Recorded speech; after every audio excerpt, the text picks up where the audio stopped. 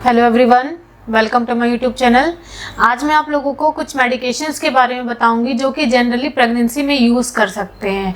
Pregnancy में ऐसी छोटी छोटी बहुत सारी तकलीफ़ें होती है, माइनर थोड़ी थोड़ी बीमारी होती है, छोटी छोटी तकलीफ़ें बोल सकते हैं, बीमारी तो नहीं। तो उस बीमारी में हम लोग जो मेडिकेशंस यूज़ कर सकते हैं उनके कुछ लिस्ट है। जनरली डॉक्टर बोलता है ये सब मेडिकेशन यूज़ नहीं करें, लेकिन सिर्फ कुछ ही मेडिकेशन है। अगर ज़्यादा तकलीफ हो रही है तो हम उस प्रेगनेंसी के केस में दे सकते हैं।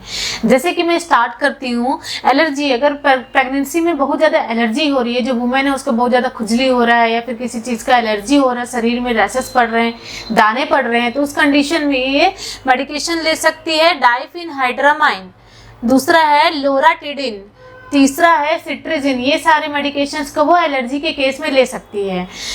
नेक्स्ट केस है कोल्ड एंड फ्लू। अगर मान लो सर्दी खांसी हो रहा है तो हर मेडिकेशन नहीं खा सकती, लेकिन कुछ मेडिकेशन है वो सेफ्टी तरीके से यूज कर सकती है। डाइफेनिड्रामाइन हो गया, डेक्स्ट्रोमेथॉर्फन हो गया, गुआफेनिसिन हो गया, वो सिरप फॉर्म में आता है, वो ले सकती हैं। एसिटामाइनोफेन हो गया, कोल्ड एंड फ्लू के केस में वो ले सकती है वुमेन।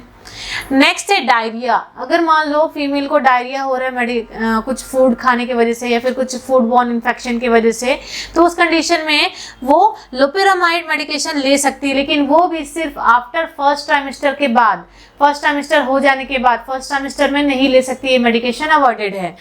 कॉन्स्टिपेशन भी एक प्रकार की कब्ज की बीमारी बनी रहती है। जो वुमेन है एनी टाइम कॉन्स्टिपेशन उसको होते ही रहता है। जैसे जैसे उसका ट्राइमेस्टर इंक्रीज होते रहता है उसको ट्राइमेस्टर वाइज उसको कॉन्स्टिपेशन को बोल सकते हैं कब्ज की बीमारी।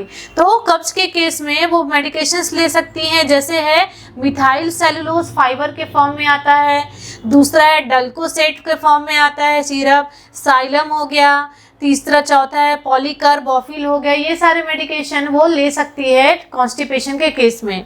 नेक्स्ट है हेडेक। हेडेक भी एक आम बात है जो वुमेन को होते ही रहता है।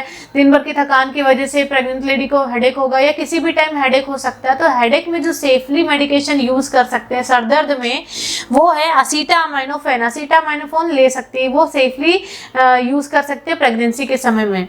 नेक्स्ट है हार्टबर्न। हार्टबर्न मतलब जलन होना, ऐसे बदहजमी होना, ये सब होता है। चेस्ट में बर्न हो रहा है ऐसा फील होता है, वो सब खाना नहीं पचता है, डाइजेशन अच्छे से नहीं होता है वुमेन्स का, प्रेग्नेंट लेडी का उस कंडीशन में होता है। अगर मान लो ज़्यादा ही मात्रा में हार्टबर्न हो रहा है तब आपको मेडिकेशन देना है, प्रिस्क्राइब करना है एल्युमिनियम हाइड्रोक्साइड, और दूसरा है मैग्नीशियम कार्बोनेट, और तीसरा है रेनिटिडिन। ये तीनों मेडिकेशन सेफली है जो प्रेगनेंसी में वो हार्टबर्न के केस में ले सकती है। नेक्स्ट है हेमोरॉइड। हेमोरॉइड भी आम बात है, हेमोरॉइड होना, फीजर होना।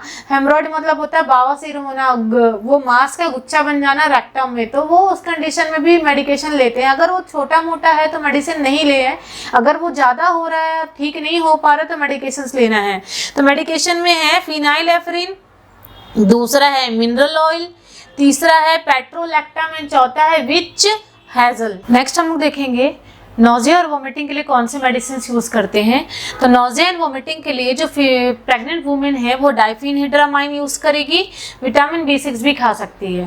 नेक्स्ट है यीस्ट इन्फेक्शन, क्योंकि प्रेगनेंसी में yeast infection, candidiasis, vaginal infection होते ही रहता है, तो उसके लिए मिकोनाजोल नाम का मेडिकेशन यूज करेगी। तो आज हमने इस टॉपिक में पूरा डिटेल में देखा कि कौन कौन से मेडिकेशन कौन कौन से डिसऑर्डर्स में यूज करती है प्रेग्नेंट लेडी, जो कि सेफली यूज कर सकती है।